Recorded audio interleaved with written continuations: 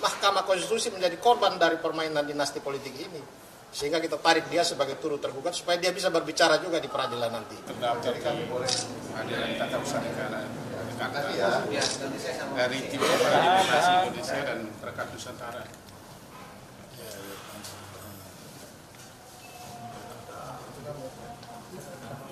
Tergugatnya 12 orang. Jadi itulah yang kita khawatirkan, ya, advokat Indonesia mengkhawatirkan jangan sampai nepotisme dan dinasti politik yang saat ini sedang menguat lintas lembaga tinggi negara bisa merusak demokrasi dan sistem kedaulatan rakyat kita yang dijamin dalam UUD 45. Jadi nepotisme dan politik dinasti ini adalah racun dalam demokrasi. Itulah yang membuat kita sekarang ini mengajukan gugatan ke Pengadilan Tata Usaha Negara sebagai perbuatan melanggar hukum yang dilakukan oleh pejabat pemerintah dan badan-badan pemerintah. Badan-badan pemerintah yang menjadi tergugat di sini KPU dan Mahkamah Konstitusi sebagai turut tergugat. Mengapa Mahkamah Konstitusi menjadi turut tergugat? Karena Mahkamah Konstitusi menjadi korban dari permainan dinasti politik ini. Sehingga kita tarik dia sebagai turut tergugat supaya dia bisa berbicara juga di peradilan nanti. 12 pihak itu siapa aja? Tergugat 1 Presiden Jokowi, tergugat 2 Anwar Usman, tergugat 3 Gibran Rakabuming, tergugat 4 Bobi Nasution, tergugat 5 Prabowo Subianto, tergugat 6 KPU, turut tergugat 1-nya Mahkamah Konstitusi, turut tergugat 2 Saldi Irsa, turut tergugat 3 Arief Hidayat, keduanya hakim konstitusi dan 1 wakil ketua Mahkamah Konstitusi, turut tergugat 4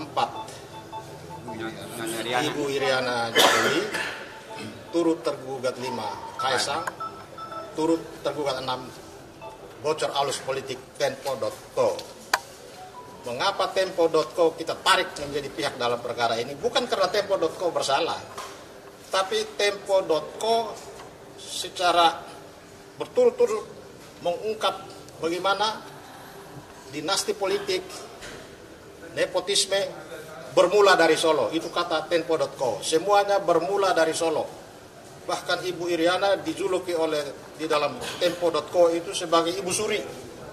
Pembicaraan tentang kapan rencana untuk mencawapreskan Gibran itu terjadi sudah setahun yang lalu. Jadi bukan ujuk-ujuk akibat putusan MK ini lalu dia digagas untuk maju jadi calon wakil presiden, tapi sudah direncanakan secara matang sejak setahun yang lalu. Hanya memang ini kan urusan di dalam kita tidak tahu, sehingga sulit dicegah. Sampai dengan masyarakat baru mulai mencurigai itu setelah beberapa perkara, 5 atau 6 perkara dengan substansi yang sama diajukan dalam waktu yang hampir bersamaan dan 1-2 perkara tentang bagaimana Gibran bisa jadi wakil presiden. Itu berarti hitungan-hitungan masyarakat bahwa saat ini kedaulatan rakyat bisa digusur, ya bisa digeser melalui dinasti politik, bisa jadi kenyataan.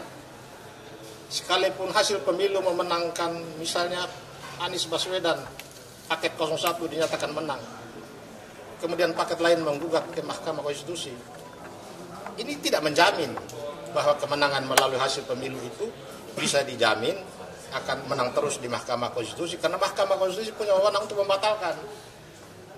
Karena dia punya wewenang untuk membatalkan, maka ketika hakim konstitusi atau ketua MK berkepentingan, dia memiliki konflik kepentingan kemudian membatalkan hasil pemilu, bisa saja karena memang dia berwenang.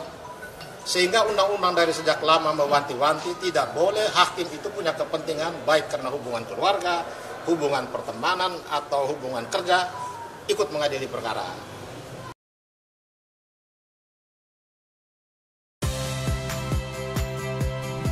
Saya Audrey Chandra, saksikan program-program Kompas TV melalui siaran digital, pay TV, dan media streaming lainnya. Kompas TV, independen, terpercaya.